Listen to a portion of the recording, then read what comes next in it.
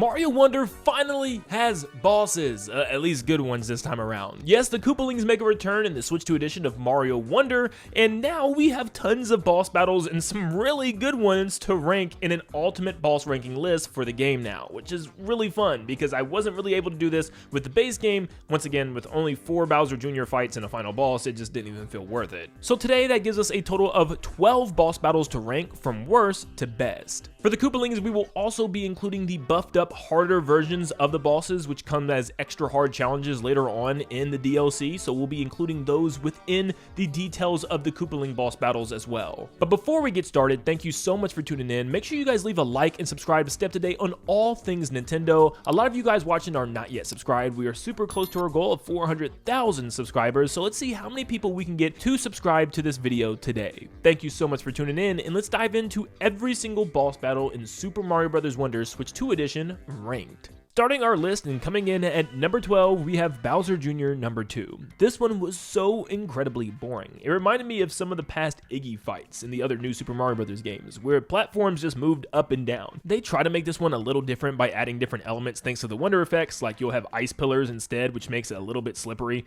but Bowser Jr. moves so slow, it's hardly ever a problem. The only reason I ever take damage on the Bowser Jr. fights is because it's all about jumping on a small target, but overall, you'll always have an extra power-up where it's never too difficult at all. And then he'll eventually change the platforms into honey, which also adds literally nothing, just makes you move slower and more awkwardly. It's just a boring, weird boss fight. And any difficulty it does have is just awkwardly trying to jump on a small Bowser Jr. on this wide stage.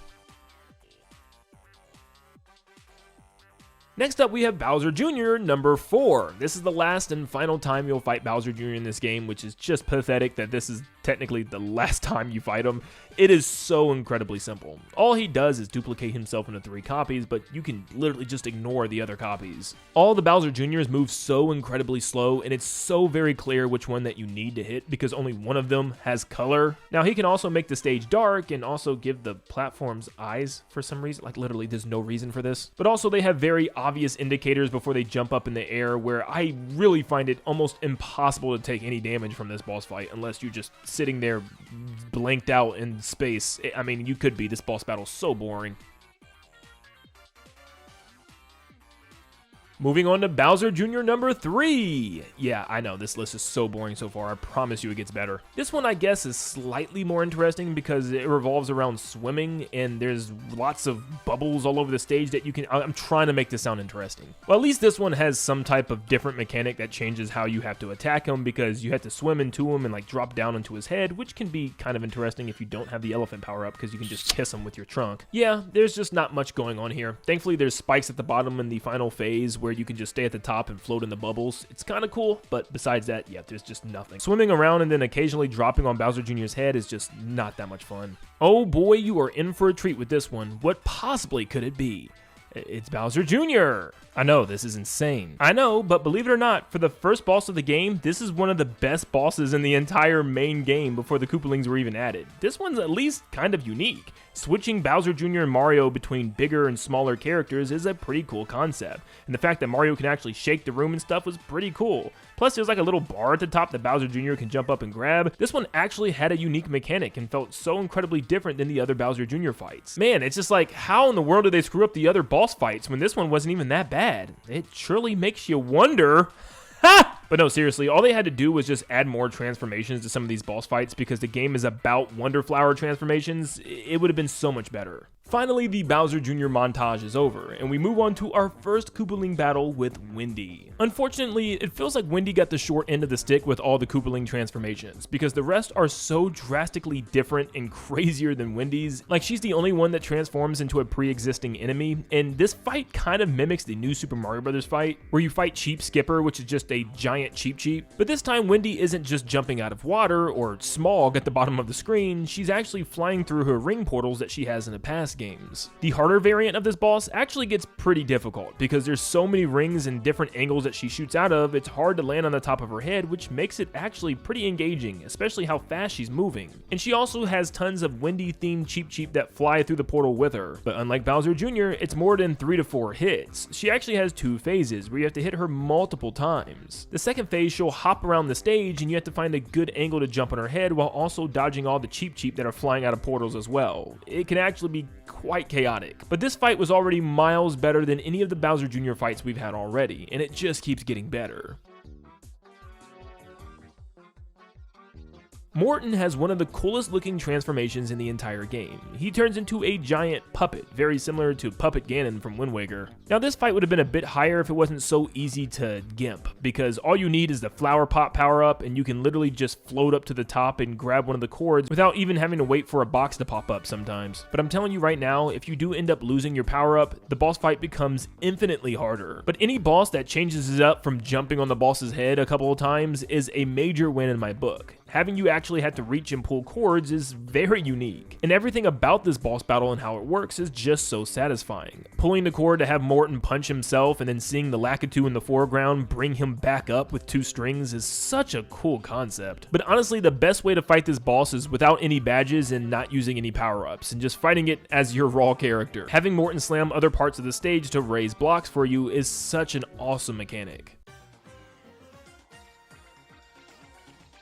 Coming in at number 6, we have Roy Koopa, and this one was a true surprise. He turns into a genie-like ghost and floats in the background, once again changing how we approach this boss fight. The only way to attack him is with this brand new light gun jar that shoots these balls of light into the background. This reminds me of the cannons that you can use in Kirby Triple Deluxe and Planet Robobot to shoot things in the background, but now it's finally being used for a boss fight, which is done so well. Roy can also possess the pirate ship in the background and cause tons of enemies to spawn from it, like fish bones falling from the sky and even Roy-themed boos. Once again, anything that changes the boss up from just jumping on the boss's head a couple of times is a major plus. This was super unique. There's also a part where he tries to drop a giant pirate ship on you and you have to squeeze into the hole at the right time, which is pretty cool. Whoa. But this boss fight can get super chaotic and hectic at the very end, especially if you're playing the buffed up boss mode, but I love this so much. Being able to move around with a cannon that's just firing at Roy as a giant ghost in the background sounds like a fever dream.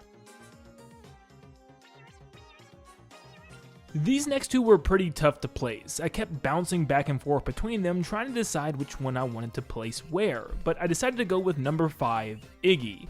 Iggy is a pretty cool boss fight. My only issue with this one is I wish it was a bit longer with a little bit more phases to it, because the way you attack him here is actually very unique. You have to go through a mini obstacle course of piranha plants in order to reach Iggy. Now, it's not necessarily an obstacle course, just bouncing on a bunch of their heads, but eventually it gets pretty chaotic, with even piranha plants coming from the top of the screen. In the buffed up boss mode, that is. But still, this is a really cool boss fight, having piranha plants trying to extend and grab you while Iggy's also firing seed and raising and lowering over and over again. It's just a very satisfying feeling when you finally reach the end of the piranha plant line and actually hit Iggy in the head. But like I said, that final phase of the buffed up boss version of this boss battle is so good. There's so much going on, your eyes is going to be playing tricks on you, and it's very easy just to get overwhelmed by everything that's happening. You have piranha plants extending both upward and downward, and you have tons of projectiles being fired at you from Iggy himself. I don't know, I found it to be a fun type of chaotic that constantly kept me on my toes the entire fight. It was a really fun one. Coming in at number 4, we have the final boss of the main game being Bowser, or a giant castle Bowser that is. The gimmick of this battle is so well done where it's one giant rhythm game. It reminds me of a Rhythm Heaven minigame where you have to jump to the beat of the music or just by paying attention to the arrow cues on the platforms. You can use this jump in order to break Bowser's hands and then eventually hit the button underneath his chin. You'll also use this jump to dodge flaming piranha plant notes that come at you. Now what's really cool is as the boss battle progresses, the floor will break and shift into 2 alternating paths. So not only do you have to jump in between different floor sections, but also still jump at the right time in order to have that boost jump. And then eventually the floor separates into multiple different sections, which really keeps you on your toes. Like I said, this is a really well done boss battle. But my main issue with this boss fight is, once again, just like all the boss fights in the main game, it's so incredibly easy. I mean, none of the attacks really pose much of a threat. It's more just of a fun little boss battle with little threat. Now the ending is really cool, how you have a final leap up to the top, but once again, it's just so brain dead easy. Like, there's no threat at all. Like, any projectiles that he shoots at you move so incredibly slow. I don't know how anyone will take damage from this fight in general. Now, it could be recency bias why I put 3 other boss battles above this one, but as of right now, I feel like this one was just too easy for me to put it any higher.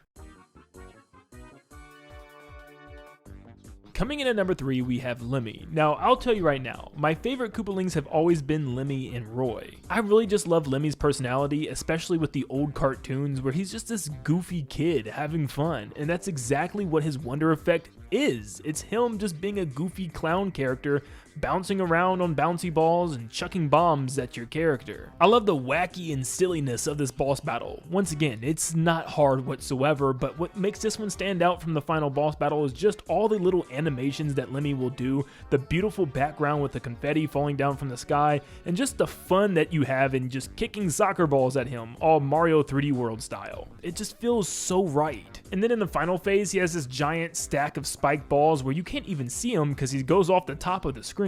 But yeah, I just love the concept of knocking down his spike balls like a giant pokey or something. I like this Wonder Effect of Lemmy so much, I kind of wish he stayed looking like this as his permanent form. He also has a pretty cool move where he transforms into a giant spike ball and bounces around the stage. It's really not hard to dodge, but once again, the animation with the eyes and the way it wiggles, it's just so well done. There's a reason why Lemmy is one of my favorite Koopalings, if not my favorite, and I think this game just made him even more likable for me.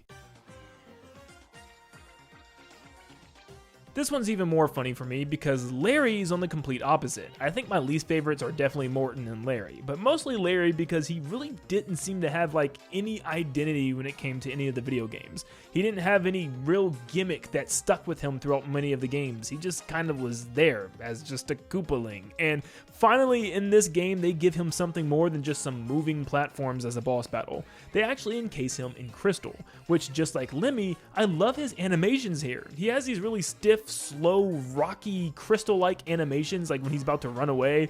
I love the movement that he does. Your goal with this fight is to essentially just keep breaking him out of his pink crystal, and that's really about it. But it's so unique. For one, you don't really know how many times you have to hit him. It's way more than 3 and way more than 6 as well. It just feels like you keep hitting him until he finally gives up. Your goal is to make your way around the crystal maze and hit his crystal in the spot that does not have spikes extruding from it. And this alone brings a lot of variety to the fight. There's even little intermission segments where he'll try to throw these giant ice fists at you and you have to climb on top of them in order to hit him at the top. And if you don't, it'll keep repeating that segment. So it's scripted to be there, which I really love. But I love all the ways you can tackle taking him out. If you have the elephant power, you can hit him from the side with your trunk, or if the spikes are on the bottom and the sides, you're gonna have to ground pound from the top. It's just super cool. I love all the neon blue, purple, and pink colors in this boss fight. I love the way he's posing in the crystal and the way he moves all around the stage. It just feels so detailed. And beyond being a really cool and unique boss fight, it's a very well presented one as well. And coming in at the number 1 boss fight in Super Mario Bros. Wonder, we have Ludwig. Now, the game calls him Ludwig, and I don't know, maybe I've been wrong all these years. What do you guys call him? I've always called him Ludwig, but hearing the talking flowers say defeat Ludwig, it threw me off. But anyways, I'm yapping. Ludwig, we're just going to call him for the sake of this video. He is a really well done boss fight that I think completely embodies who Ludwig has been in past New Super Mario Bros. Games and is just a perfect ending to all the Koopaling battles. This fight will have you swimming up waterfalls, jumping on top of clouds in order to reach the top of his head. Now Ludwig can not only fire lightning at you, but he can also duplicate himself into multiple different copies, which once again is a move that he's had in his past games. In fact, the entire battle reminds me of his battle from New Super Mario Bros. U, but a mixture of that boss and the Lack of Thunder boss from New Super Mario Bros. DS. This boss battle isn't anything super difficult, but I love how they have multiple different things going on here. For instance, you got clones, lightning strikes, and even wind alternating, blowing in your face or blowing against you. And it's really cool how this boss battle paces you. It's what I think Nintendo needs to do more often. Instead of allowing the player to completely rush the boss and immediately hit him too quickly, it makes you wait for cloud platforms to appear in order to reach the top of his head. There's also a really cool phase 2 where the real Ludwig will fly to the top of the screen and you have to chase after him by swimming up a giant waterfall and also dodging the lightning strikes from the fake Ludwigs. Here Ludwig will be huge and go on a complete lightning storm frenzy where you have to also judge the wind that's blowing at you and against you off and on in order to make sure you have the right speed to your jumps. I love this, and it adds a little bit of accuracy to your attacks as well. This boss battle has pretty much everything I could ask for.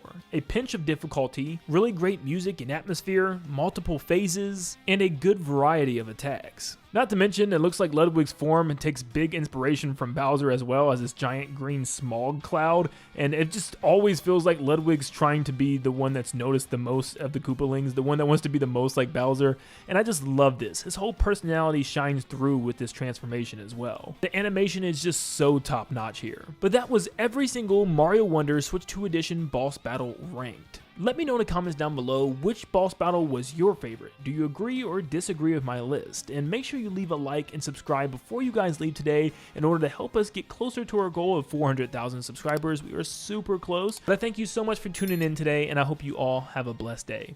See you guys.